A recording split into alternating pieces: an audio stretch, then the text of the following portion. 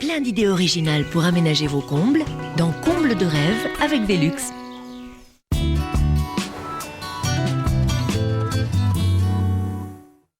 C'est à la montagne que Camille rêvait de vivre comme dans un bateau. On a fait l'acquisition d'un terrain dans les années 90 et on s'est inspiré des chalets des années 70. Dans mes combles, je rêvais d'une salle de bain, d'une chambre qui rappelle un peu l'espace comme dans un bateau. Ce qui est sympa, c'est que dans cet espace, on a vraiment utilisé que du bois, du sol à la pointe du triangle. Nous avons voulu mettre un grand lit d'environ 2 mètres qui rentre pile poil dans l'espace. Dans le prolongement du lit, on a la salle de bain avec une baignoire et des miroirs qui sont à l'intérieur des poutres. C'est un espace très clair parce qu'il y a 2 fenêtres, une à l'est, une à l'ouest. Ça permet la circulation de la lumière. La chose insolite de cette pièce, ce sont tous les rangements qui ne dépassent pas 60 cm de haut, qui sont tous intégrés et cachés. C'est un endroit qui est très sécurisant, très chaleureux, un petit peu comme dans la coque d'un bateau. On avait le projet d'un chalet. On a eu un cahier des charges assez lourd à respecter, une forme en delta. On a cherché un petit peu dans la station ce qui pouvait rappeler cette forme-là et on s'est inspiré des chalets des années 70. Dès le départ, ces combles ont voulu être aménagés et on a tout de suite eu le projet de les aménager et de créer une chambre et une salle de bain. Et on voulait un maximum de place dans un espace assez petit. Les plans ont été faits par l'architecte Vincent Coste. Le projet initial, donc, c'est un chalet. On construit avec des paramètres qui sont essentiellement liés au fait qu'il y a de la neige.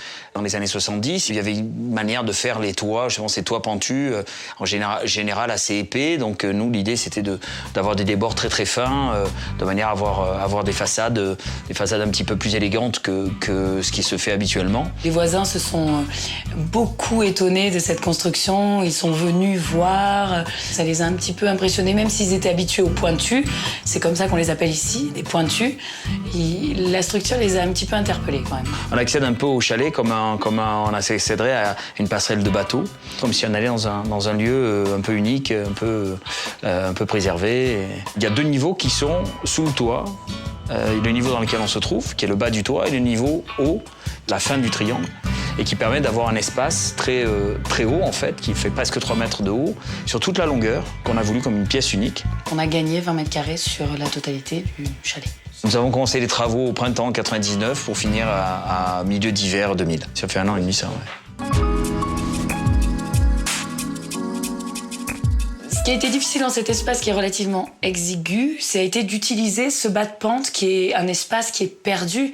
Donc nous, on l'a optimisé en faisant des meubles, des rangements, ce qui fait qu'on a gagné de la place. Au lieu d'en perdre, on en a gagné. On travaille un peu sur le même mode que l'aménagement d'un bateau, sauf que là, c'est inversé. Tout le mobilier est fixe, et ce mobilier-là, il doit être étudié pour fonctionner au mieux dans l'espace dans lequel il se trouve, tout en préservant la circulation et la fonction qui doit être respectée. Donc, on a travaillé effectivement avec des systèmes d'ouverture, de coffres, de tiroirs, etc. Mais une fois que tout ça s'est fermé, ce mobilier-là disparaît complètement. Il sert de banc, il sert d'étagère, il sert pour poser une lampe, un objet.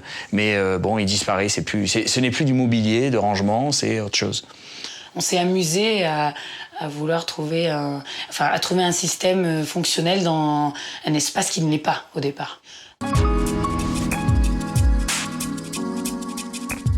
La construction totale du chalet a environ coûté 120 à 150 000 euros.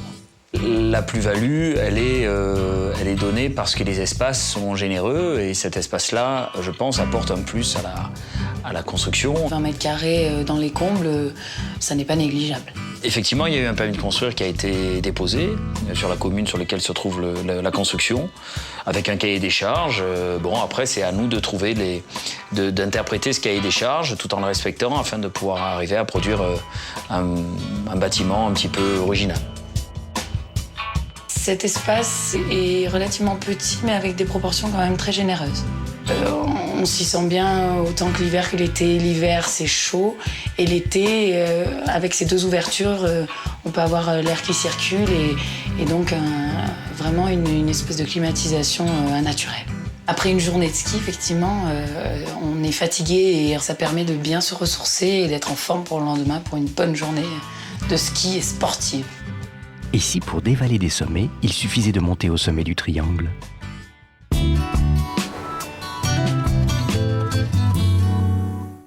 Plein d'idées originales pour aménager vos combles, c'était Comble de rêve avec Velux.